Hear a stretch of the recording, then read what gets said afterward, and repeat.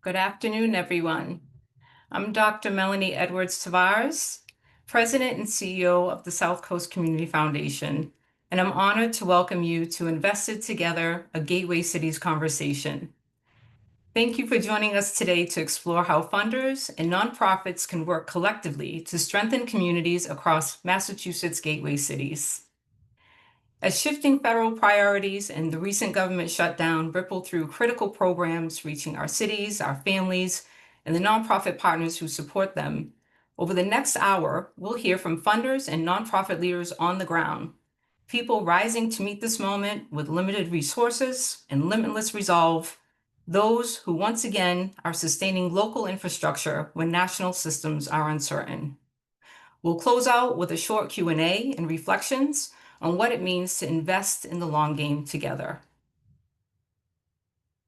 Before we dive in, just a few quick reminders to help the session run smoothly. Ask questions in the chat. Use the chat box to share your thoughts, questions, or reactions throughout the session, and we'll reserve time at the end for Q&A. We have an all-attendee agreement, and so by attending, you affirm your commitment to respectful participation.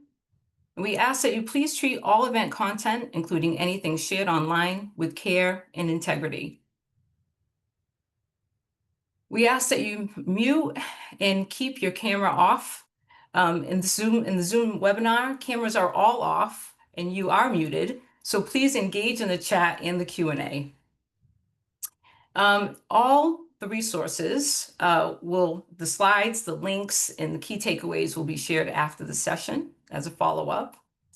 And we thank you once again. We're so glad that you're here and engaged in this important conversation. At the South Coast Community Foundation, our vision is a vibrant and thriving Southeastern Massachusetts where every individual has the opportunity and resources to reach their full potential.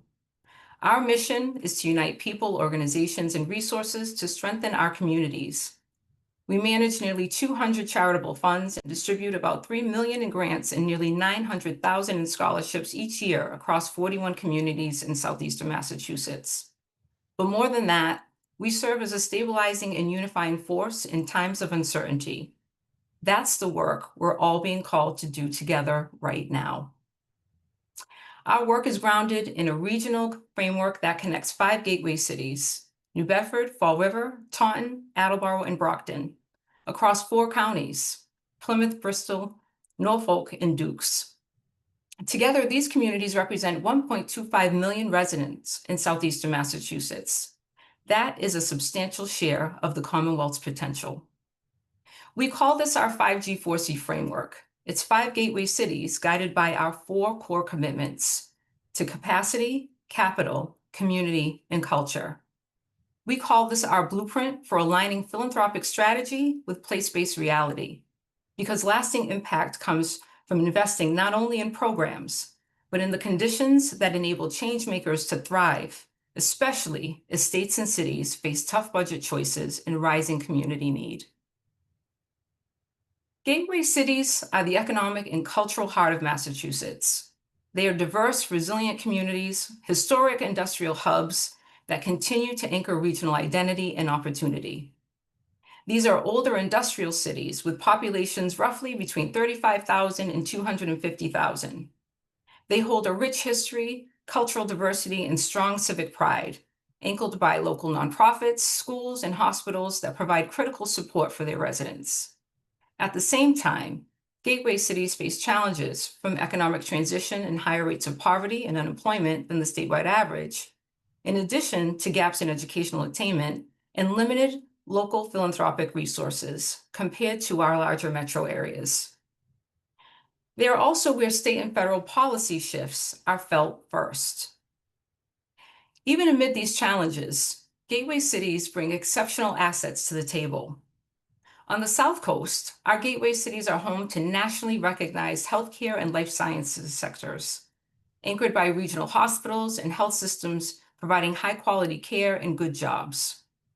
Gateway cities like Lowell and Worcester host strong higher education ecosystems, universities, community colleges, and vocational schools that produce the next generation of skilled workers. As we've seen through our collaboration with the Barr Foundation, gateway cities are also home to thriving arts and culture communities, spurring a creative economy of performing arts centers, galleries, and local makers who power civic life and belonging. And some, like New Bedford and Salem, are home to working waterfronts and growing economies in offshore wind, aquaculture, and the shipping industries that connect local labor to global opportunity. The story of our gateway cities is one of potential waiting to be unlocked through shared, coordinated investment. That's why our collective response matters. Philanthropy cannot replace government, but it can buy time, build infrastructure, spur innovation, and back collaboration, all of which will help our cities stay resilient until systems stabilize. We've seen what happens when philanthropy acts collectively.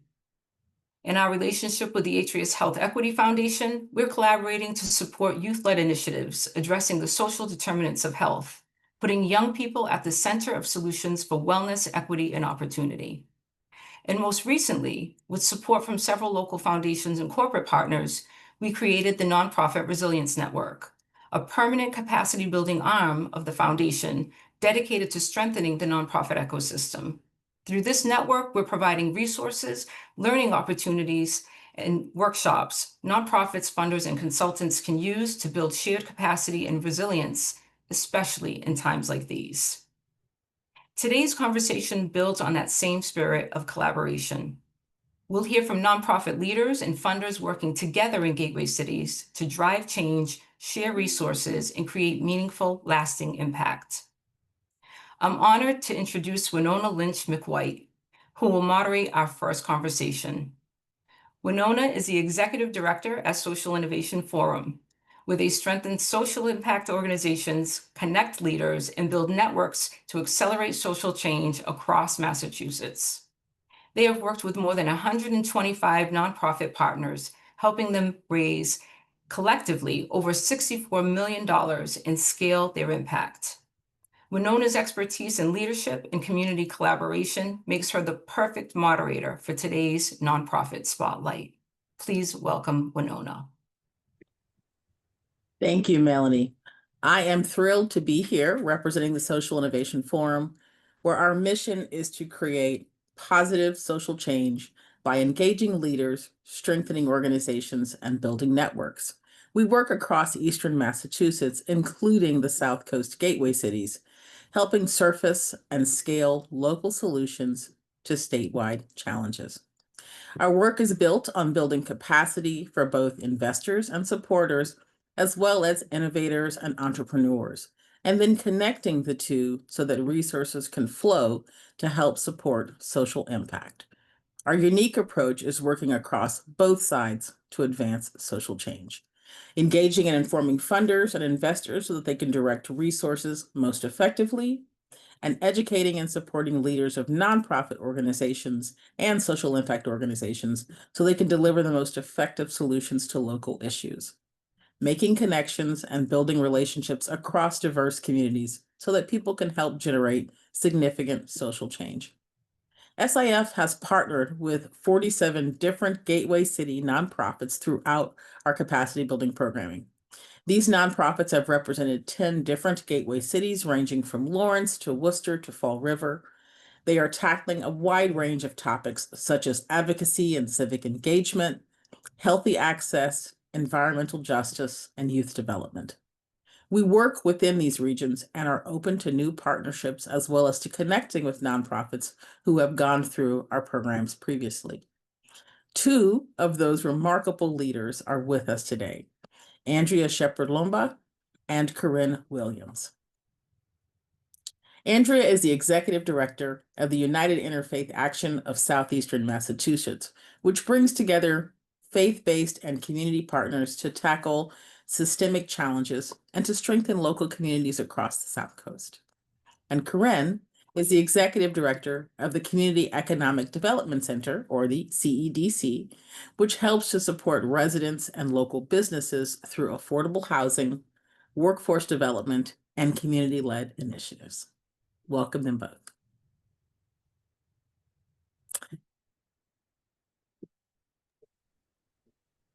We have a few questions for our panel I'd like to start with. And I think let's begin with, what challenges do gateway cities face, especially in the current political climate? How is your organization responding to serve your community? Corinne, I'll let you go first. Sure. Thank you for the opportunity to be here today. This is a great chance to have this kind of important conversation about gateway cities. I think the most important thing that we find in our region is that there is just an expanding need in gateway cities, and oftentimes there isn't the commensurate resources that can address some of those kinds of needs. I know our organization has been dealing with the immigration crisis, and because of being rooted in our community, and the families that we've served for so many years have come to us with a myriad of needs these days. And so we're living at a really critical time where getting access to those resources has been very, very important to us, to be able to respond on the ground in a rapid response kind of manner. Andrea, I'll pose the same question to you. Yes, thank you. And for those who are not familiar with United Interfaith Action of Southeastern Mass, it's also known as UIA, and we've been around since 1996. So this coming year will be our 30th year, and we're a faith and values-based organization working on social justice issues. And currently we have the issues of affordable housing, equity and education, public safety and well-being for all, as well as healthcare. And I think that currently a lot of the focus, as probably historically, but even now so more than ever, it seems that most of the focus goes to the larger cities, Boston, Portland, Chicago, DC, that all makes the headlines. Where in fact, we're working in these gateway cities with a lot of people who've been pushed out of those larger cities. And with that comes the great need that Corinne mentioned. And we often get overshadowed and overlooked, whether it be in the resources of funders or through government or even just the local citizenry. When I tell people I work in Fall River in New Bedford, they sort of frown and like, oh, way down there, or where's that? So the need is great. The challenges are just as great. In fact, New Bedford and Fall River constantly and consistently fall into higher categories of evictions, opioid deaths, absenteeism from schools, ranking up there with the larger cities of the Commonwealth. Thank you very much. Maybe I'd like to shift a little bit to ask about how have funder relationships supported or hindered your work? What does an effective partnership with a funder look like? And Corinne, I'll go ahead and start with you again. Yeah, and I think local private funders play a critical role to the work that we do on a day-to-day basis, because as Andrea mentioned, sometimes we get overlooked by larger funds that kind of flow to the major metropolitan areas. So private philanthropy is really key for stepping up to the plate, especially in a crisis situation like we've experienced in the beginning of the year with the immigration crisis. And one of our funders understood that through many, many years of relationship building and communication, and that's the Island Foundation. I'll give a shout out to Island. To recognize what kind of stress our organizations were under at that particular time. And so they stepped forward and said, listen, I know you're going through a lot, so we're going to streamline our process for grant making this year and give you a little bit of that grace to be able to do your work. And that was just incredibly important. And we're very grateful for those kinds of things. And it does take that level of communication, relationship building that sometimes in a gateway city, because we're smaller communities, we do have the strength of being able to create those relationships and to collaborate in a more effective way. But it's absolutely critical that how private philanthropy has been an important key to continue enabling us to continue our work, because in many cases, the immigrant community we serve are going to be pushed out of any kind of official benefits. More and more, we're going to see those kinds of hardships. And I think having private funds to kind of fill in those gaps is going to be absolutely very important to us in the coming months and years. And Andrea, I'll ask you the same again. So how have funder relationships either supported or hindered your work? What does an effective partnership look like? I think an effective partnership has looked like being able to sit down and have a relationship with the funder that's able to change when you as an organization need to change, and that the funder's willing to sit with you and ask you, what do you envision your organization to be, and how could we walk with you on that path, whether it be through funding or development opportunities, versus a funder that has a really specific outcome in mind already with a set of metrics and numbers that you kind of almost have to jump through hoops to reach, or can even lead you to mission drift or misalignment. I think for our organization in particular, it's also been a question of, are funders willing to fund social justice work and systems change work, which looks very different than something that's service focused. And at the end of the day, you can't necessarily compute, we served this many meals, we provided this many coats, filled this many beds. It's a little bit more challenging to go to a funder and ask for, we need funding for community building, relationship development, leadership development, restoration spaces, because this work is hard. So the most valuable funding relationships have been those who are willing to walk with us and envision what we could be and not just where we are, and for us on a justice path. Excellent. Andrea, while you're talking, I'll go ahead and maybe ask the next question of you. Can you share an example again of a collaboration across organizations or sectors that truly created meaningful change? Yes, so you can certainly tell me if this isn't exactly answering the question the way you had in mind, but we're already part of a statewide collaborative called MCAN, the Massachusetts Communities Action Network. And so UIA, along with our sister organizations around the Commonwealth, we've partnered with other collectives, whether it be to work on the Fair Share campaign or the Millionaire's Tax, whether it was the driver's license campaign. We've also worked more locally in terms of, currently we're working on a rent stabilization campaign, and voter engagement and candidate forums with, the NAACP New Bedford branch, or the YWCA, or the League of Women Voters, or the Coalition for Social Justice. Those types of things that we can't do just on our own, or would benefit more than just our region. And Corinne? Sure. Yeah, our work a number of years ago, and again to just point to this sort of disparity of resources, our public transportation bus system was really totally inadequate for our community.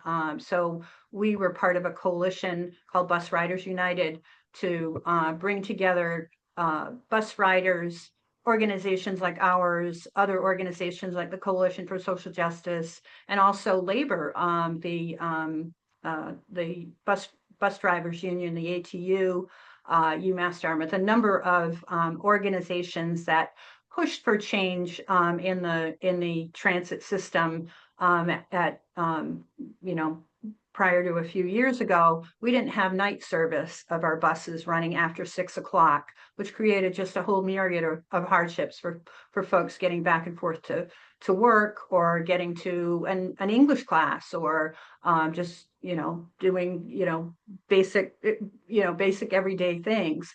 So the BRU coalition pulled together, and we've gotten some evening service restored, and finally some Sunday service restored. Sorry about that.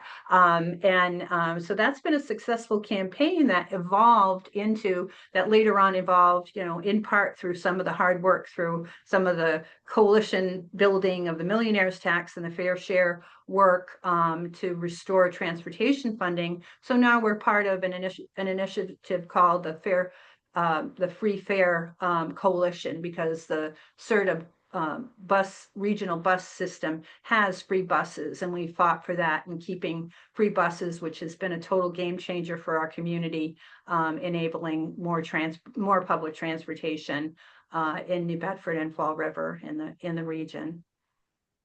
Excellent. Thank you both for sharing those wonderful examples. I think as I shift to my last question, I will remind folks that there is a Q&A section if they wanted to add any additional questions for the panelists later. But my final question for you both is, it's a big one. If you could request one thing of funders that are investing in gateway cities, what would that be? And Andrea, I'll start with you.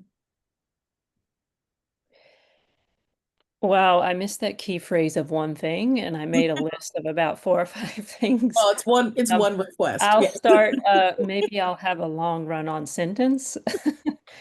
I think the first thing I wrote down in reflecting on that question in this moment is help us to not be afraid to live into our mission in this particular moment. I think a lot of us are potentially facing the fear of, will we even be around in 5 to 10 years, depending on the kind of work that we do.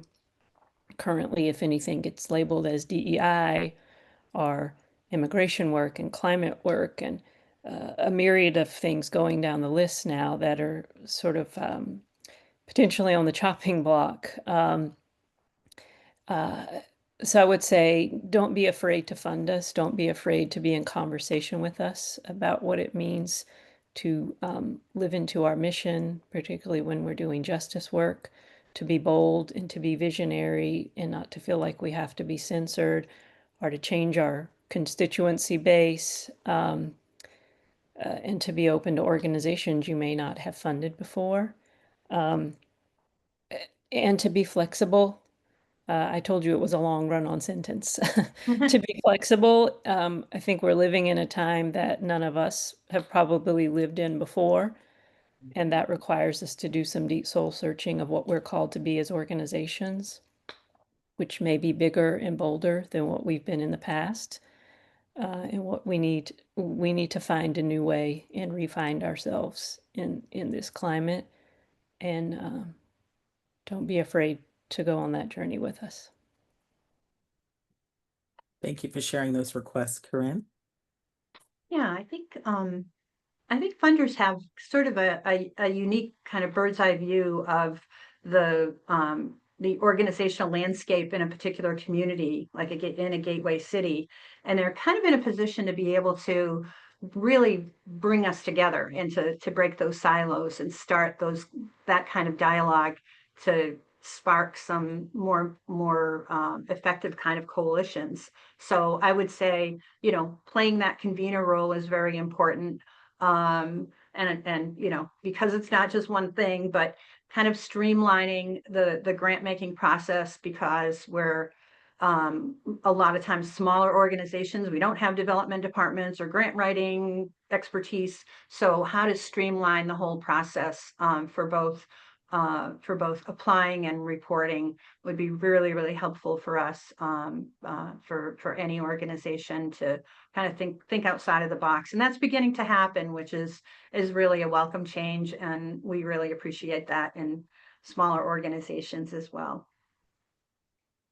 Thank you for those requests. They are well said.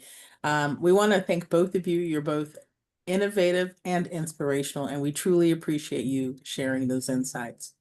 Now, let's hear from funders that are working to invest collectively in Gateway Cities. I am pleased to introduce Jim McKeague of Mass Development, who's going to moderate the Funder Fireside Chat. Jim is the Deputy Director for Investments and Partnerships for the Transformative Initiative at Mass Department. That is the Commonwealth's Finance and Development Authority. Mass Development works across Massachusetts to stimulate economic growth and opportunity through financing, real estate development, and technical assistance, with a particular focus on the 28 gateway cities. Jim has extensive experience in community economic development, making him the ideal moderator for the funder conversation today.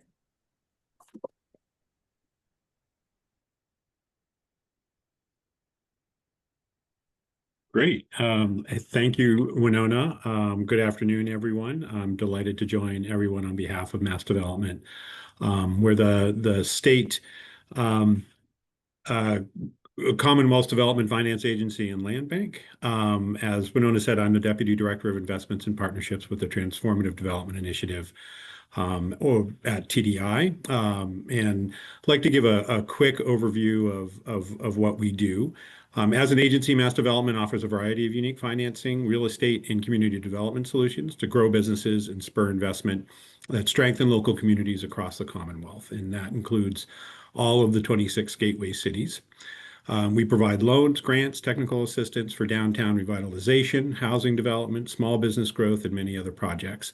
We routinely partner with local government, with financial institutions, nonprofits, and foundations. In fiscal year 24, we made $1.7 billion in statewide investment, creating and supporting thousands of jobs. TDI is Mass Development's signature place-based economic development program for gateway cities and downtown commercial districts. It's a 3-year partnership-based accelerator program. It embeds a TDI fellow in communities to advance shared priorities and combines that with co-investment for small business, the creative economy, public space improvements, and capital investments in real estate. We just turned 10 years old this past year, and we're in the process of selecting the next round of TDI districts as well. As an agency, we also have many other programs that are relevant to gateway cities. We've got the Underutilized Property Program, which is in the Community One Stop for Growth. We have the State Small Business Credit Initiative, which is a federal program, and we have a significant allocation to get on the ground.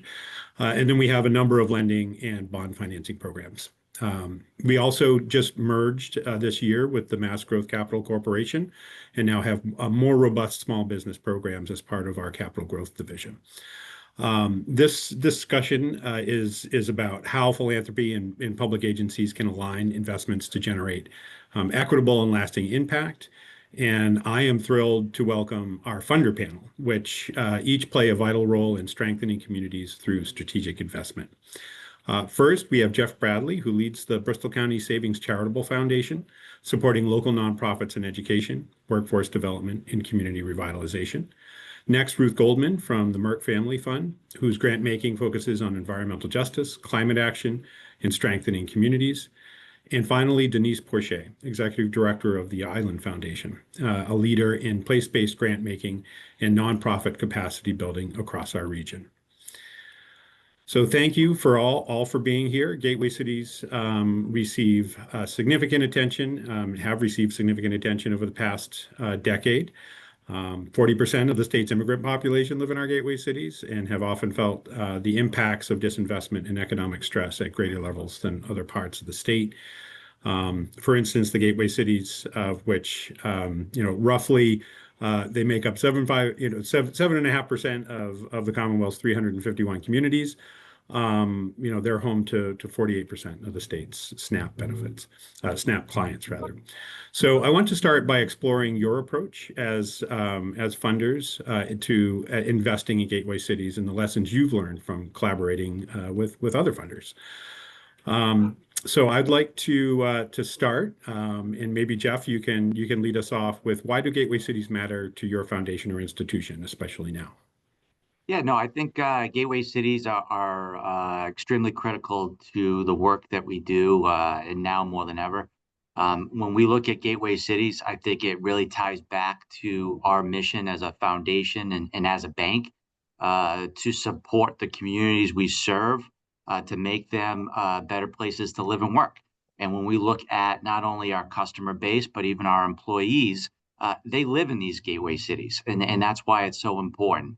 And what we see time and time again, that each community has its unique needs, but to be able to focus on those cities and the ripple effect that support within the gateway cities have for the surrounding communities, we've seen positive returns on that. Thank you, Jeff. Denise. Hi, I'm Denise Porcher with the Island Foundation, and the Island Foundation is a private family foundation located in Marion. The Island Foundation board members were born and raised in this area, and the founder actually established his business and the foundation in this area. So that's why it was important for them to support the nearest city, which is New Bedford. The board was also interested in supporting the promise of all that New Bedford holds for its residents, and that is why we focused a lot of our grant making on capacity building with nonprofits and funders. And finally, we cherish the mutual support that truly defines the city of New Bedford.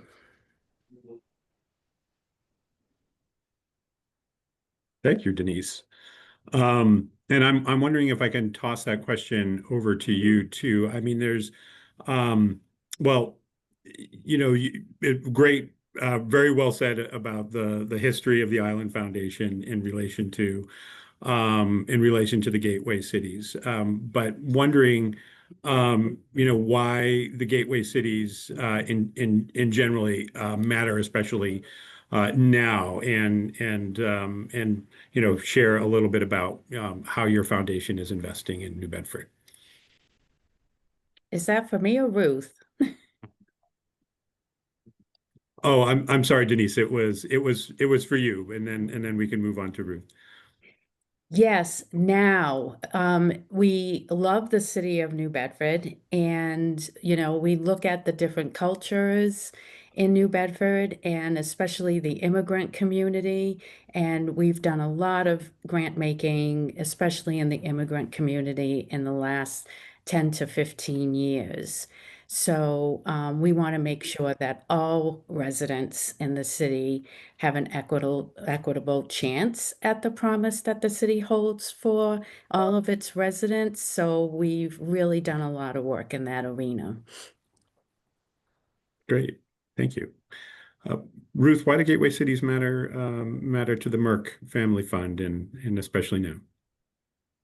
So we're, I would say, a little more recently arrived in the gateway cities. We're a small family foundation based in Boston, but our grant making scope has been sort of along the East Coast, and we have done a lot of statewide work, and we have funded through the specific lens of urban agriculture in Massachusetts, mostly in gateway cities, but also in Boston.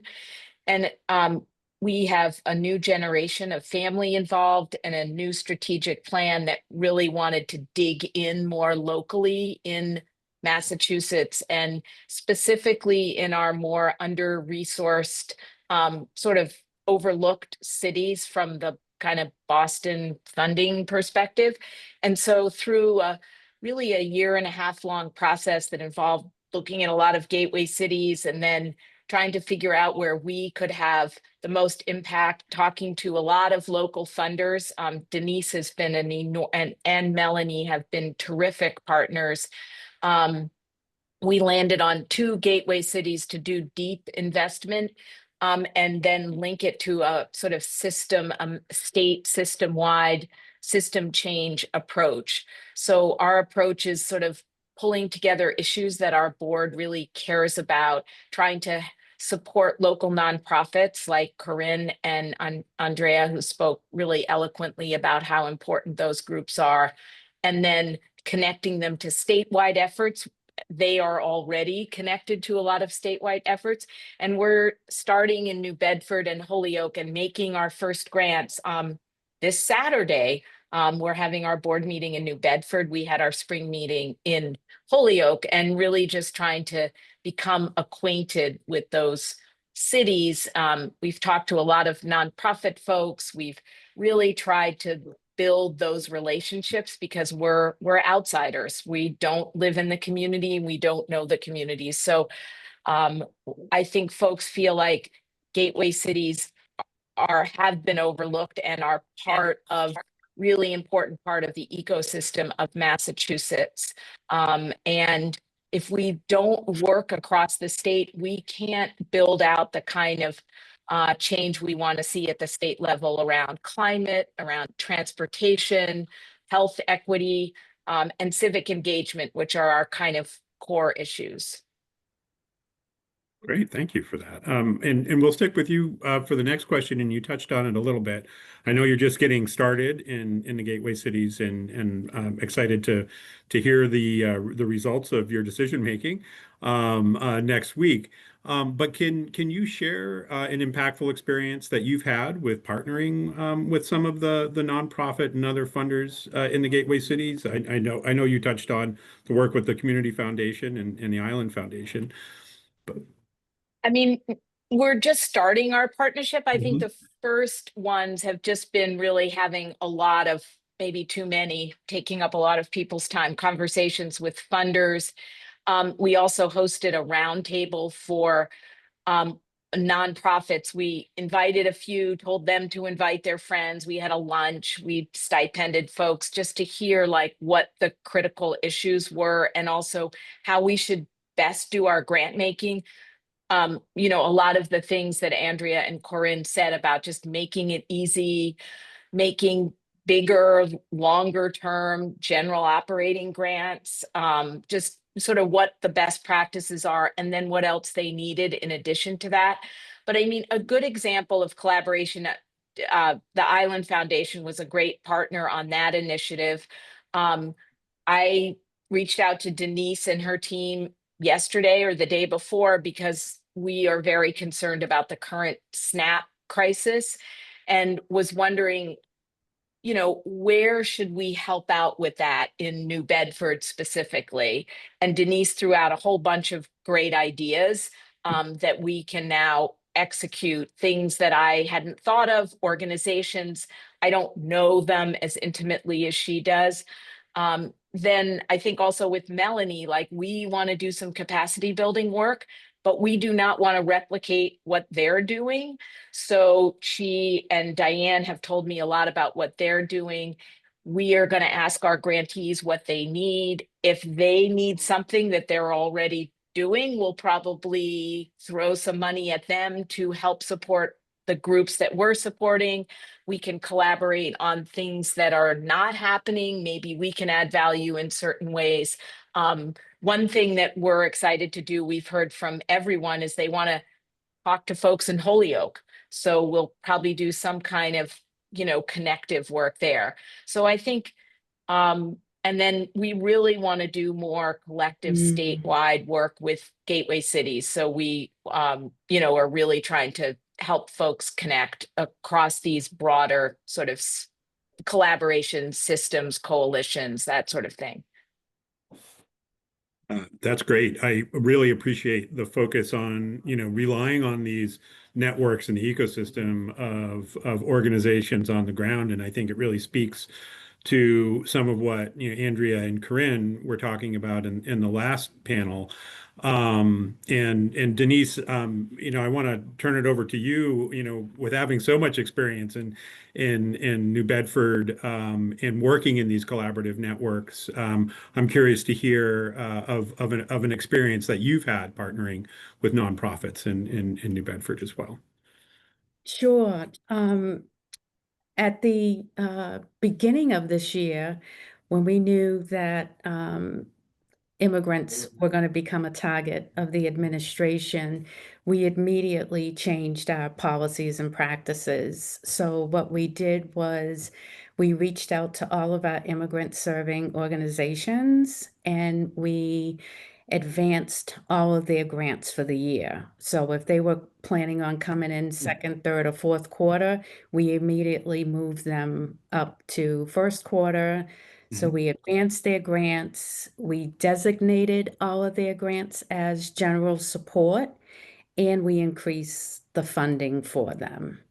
And a specific example would be in Corinne's case, not only did we do all of those things for her, but we specifically asked her and had a conversation and said, what do you need? And out of that conversation, it came out that security was an issue for her. So above and beyond her grant, we gave her funds to increase security for her organization. And I would say to local, other funders, if you can't fill like some of the gaps in the amount of need that's out there, you could alter your policies and practices like we did by advancing funds, offering general support, and sometimes just asking a question, because you'll be surprised what the answers could be. That's great. Thank you. Thank you for that. Really, having that sort of proactive relationship-based approach to philanthropy, I think is, shows the strength of a lot of these networks. And Jeff, I'd love to hear a response from you too. No, you some touched on experience with them. relationships, and I think it really does come down to relationships, and it comes down to like Denise said, asking the right questions, having open conversations with our grantees. We're privileged that we have a little bit of a larger support network here as a financial institution with our employees. So one of the things that we do is we're always encouraging our bank officers to get involved with nonprofits, serving on boards. So in addition to the funding support, we tried to provide some technical assistance and some manpower to help. And that actually allows us to have a seat at the table. So it's not just writing a check, it's actually being there to help implement and impact and change. So we've really relied a lot on our employees to inform us of, where can we make the most impact with the dollars that we have. And again, having those conversations not only with the nonprofits, but with the other funders is critical too. We've had great relationships with other funders on the South Coast and then throughout all of Bristol County, whether it's the Island Foundation or the South Coast Community Foundation. We meet on an annual basis to kind of share what we're hearing so that we can all be responsive to that. A great example of that collaboration, and I hate to go back to the pandemic, but the South Coast Community Foundation, which, as Melanie had said, serves a large, vast service area, didn't have a lot of the relationships at the time in northern Bristol County, the Tauntons, the Attleboro's, where we've been for 180 years. So, reaching out to us to have the conversation of, what are we hearing? Who are the partners that we work with that are pivoting or where's the gaps where they could help come in and support? So again, having that partnership and that open dialogue helps us, none of us can do this alone. So having that helps us sort of multiply the impact that any one of us can do. independently. So, we've seen a lot of value in those connections and those conversations. Thank you. That emphasis on collaboration, that these are not, simply transactional relationships, that there's a deep embedded network that, all of you are part of. And I think the pandemic is a wonderful example of how, many organizations came together. I remember thinking that, oh boy, this is going to be a real challenge in terms of getting out there and talking with people. But I felt like my networks just expanded exponentially just because people were so eager to connect and share resources. That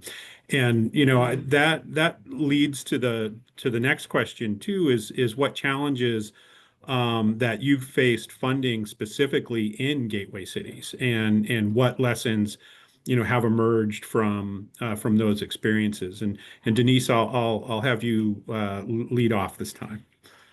Sure. As a place-based funder, I think our biggest challenge is geographic dispersion of board members. So as board members move away from our central place of giving, like New Bedford, some may start to experience a disconnect to the city or experience a desire to start funding in their new communities.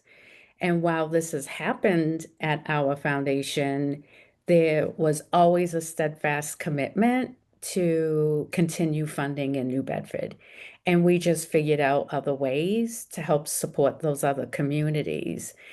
And the priority areas in those other communities mirror the ones in New Bedford. So that's how we maintain the board values with our giving. And I'm sure there are other funders on this call that experience these issues with especially generational shifts at their foundation. So I would say it's crucial to really stay true to your values when you're funding as a place-based funder, especially at a gateway city. So luckily, we've maintained our commitment to New Bedford.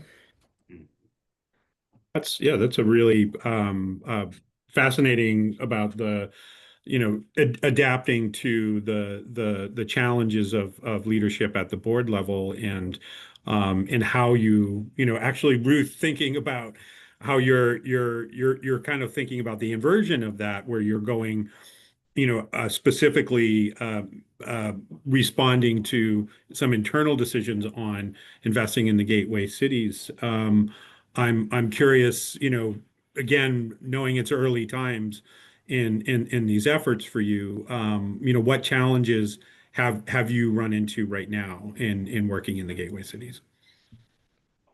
I think, I mean, it is early times. We haven't made any grants yet. So I think when we did our RFP, I think we're kind of in that process of aligning what our family members who are trustees, are excited about and are hoping will be a transformative effort. We're making a 10-year commitment. Merck tends to do things generationally. So our old programs really had about a 35-year commitment. And then what's possible on the ground, and where are people where does the community see its highest priorities? So there are areas that we had on our kind of list. People didn't raise their hand on those around the RFP. I mean, a huge factor is that, we had this idea to launch this program a year and a half ago, and things have changed quite radically in that amount of time in terms of context. And then the context of the two cities is quite different. I mean, Holyoke is a minority Hispanic community, but it's very, very Puerto Rican, and it's a little bit off the radar. So like the ICE presence there is totally different than it is in New Bedford. So each city has its own, obviously context and challenges. And so I think those things, are just, you can't do a cookie cutter approach to each city for us. And we'll probably start in a third city in 2027. So there's no cookie cutter. And then I think the capacity of organizations is even more stretched right now. So Mhm. people are just really trying, I think, Andrea said it, stay afloat, meet the needs, Mhm. the basic needs of their constituents. You can't ask people to do organizing when they can't leave their house because of, fear, security. So it's just a different context. And I think it's just managing that. But I think that's true for any funder right now in any community that's being hit by, the onslaught of immigration, food, medical, like cuts that are happening right Mhm. now. So I don't think we're alone in that, but I feel like Sure. we need to adjust the expectations of the family, which they're pretty reasonable people, but also our own expectations. So Great. Thank you. And Jeff, how about you? You're a regional financial institution, so curious to hear your perspective. Yeah, so we serve all of Bristol County, Massachusetts, and we're also expanding further into Rhode Island. So we serve Providence County and Rhode Island. So it's a pretty large area. The things that we're seeing is, as we see day in, day out, the needs are ever growing. And there's a lot of, to us, a lot of new requests or new grantees reaching out to us. So, what I would also suggest, we can't, when we have our funding cycles, we'll have applications come in, and the turnaround time to get those applications to our board for their review sometimes is pretty quick. And so it's difficult for our staff to sort of get out and meet these new groups and really fully understand what they're doing and what their challenges are. So, as advice to nonprofit organizations is to have ongoing conversations, to reach out, try to connect. As funders, we want to have those conversations. It helps us go back to our board and explain the work that you're doing, the challenges that you have. So, again, we welcome those. We love getting out those site visits. They're impactful, they're informative, and it allows us to get creative. And sometimes it's grant funding, sometimes it's people, sometimes it's connecting with other funders, like I said. So again, having that open dialogue is critical to what we see. And having that conversation and figuring out, a lot of, especially in the gateway cities, these nonprofits have different organizational capacity. Some have a strong, large development staff. Others, it's a volunteer board, a volunteer executive director that's writing the grants and making sure the lights are on and serving the clients and so forth. So we've really tried to do a good part in educating our board to look at the ask. Sometimes, because a grant request can be written in a number of different ways. We have professional grant writers versus those that are really trying to seek funding to keep the doors open.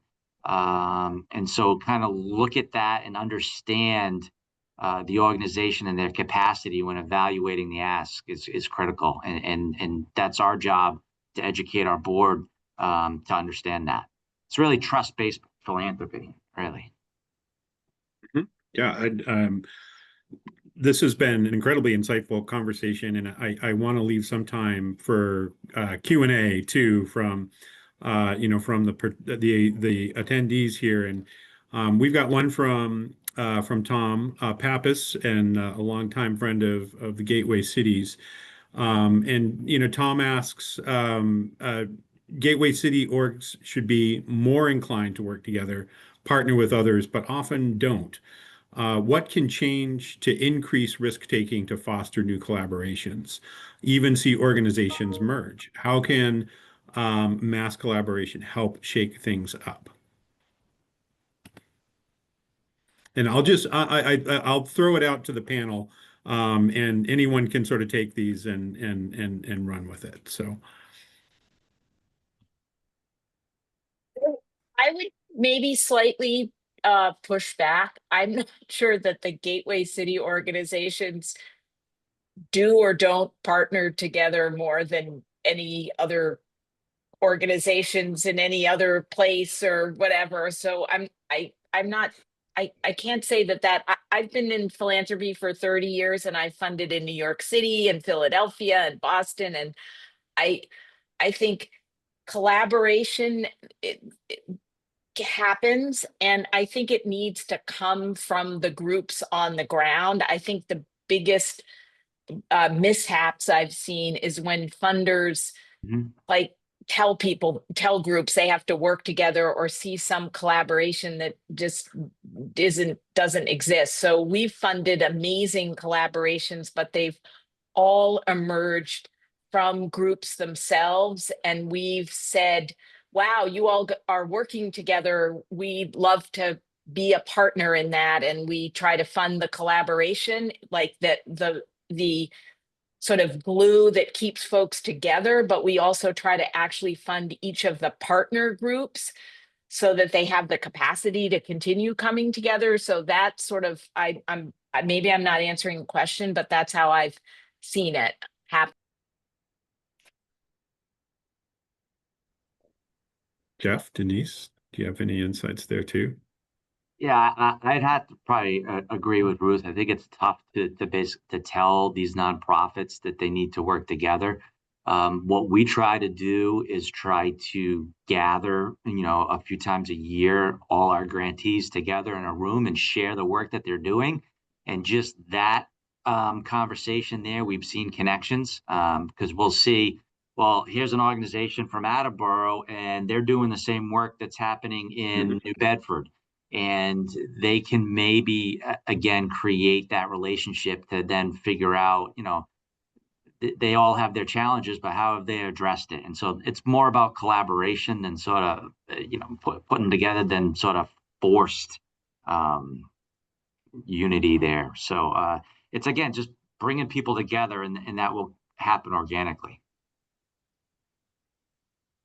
Yes, and I would add that working with your nonprofit partners is key to let them know that mergers or collaboration, it's not a sign of weakness and that it's not a sign of failure.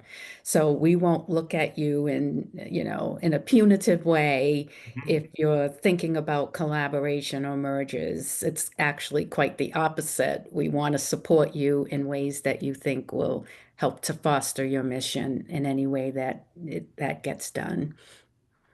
Also, Great. We maybe have time for one more quick question and before we wrap up, but how can statewide or national funders align with local foundations and banks for greater impact?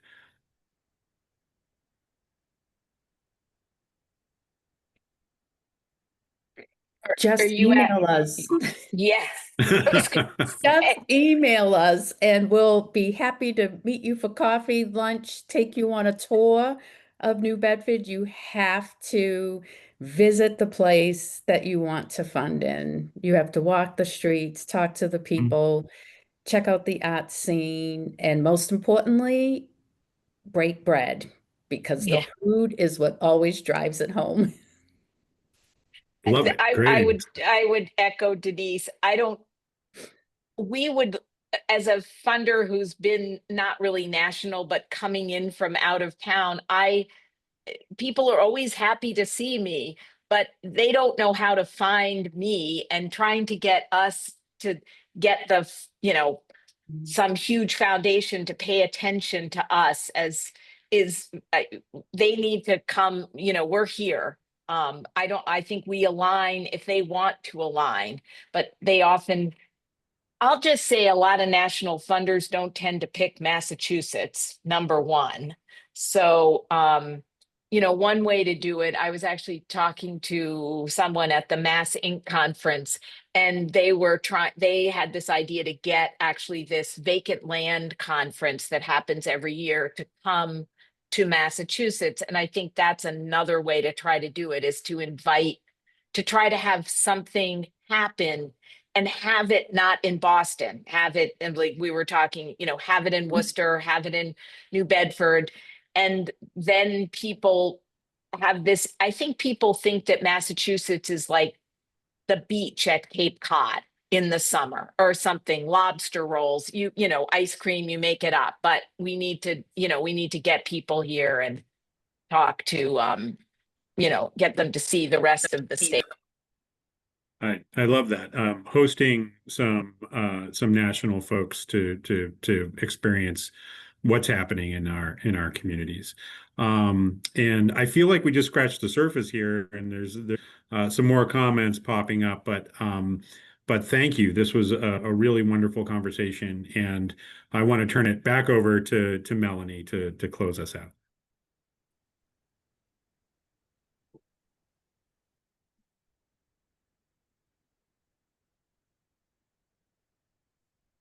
Thank you, Jim. And thank you to all the panelists. It was so difficult to sit back here and not want to jump in. And let me just say, today has made one thing abundantly clear. The gateway cities may be where the shock of sector funding shifts is felt first. But I think we've heard from funders and nonprofits alike, with the right supports, it is where the solutions can also begin. The assets are also there. And I think we brought up a number of great potentials, even thinking through how we can support our nonprofits as we're thinking through innovation and opportunity moving through some tough times. We've seen it happen before. And when funders are there as partners, we know some incredible work can come out of that. We invite you to stay engaged through our funder and nonprofit network, services and programs of the Nonprofit Resilience Network here at the South Coast Community Foundation. Also through regional collaborations. I think Jeff at Bristol County Savings Bank said it best. He and Denise at the Island Foundation have been critical partners and leaders in the South Coast Funders Group, which is a group of about 15 regional funders who have been meeting together for close to 15 years, I believe. And we are now glad to welcome Ruth and the Merck Family Foundation as part of that group as well. And this is a place where we continue to learn and work together for the benefit of the nonprofits in our region. So really walking the talk when we talk about collaboration together as funders. I also just want to express deep gratitude to the Social Innovation Forum for their partnership in bringing this program to life, and for their leadership in connecting funders and nonprofits across the Commonwealth to take action where it matters most. As a conductor, convener, and collaborator, the South Coast Community Foundation will continue to align local innovation with regional, statewide, and national investment. And we thank you for standing with us and for choosing to invest not only in programs, but in the people and places that make our gateway cities stronger. The work ahead will require exactly what we've seen here today: trust, shared strategy, and sustained partnership. So with that, we thank you for being part of this today, and we look forward to our next conversation.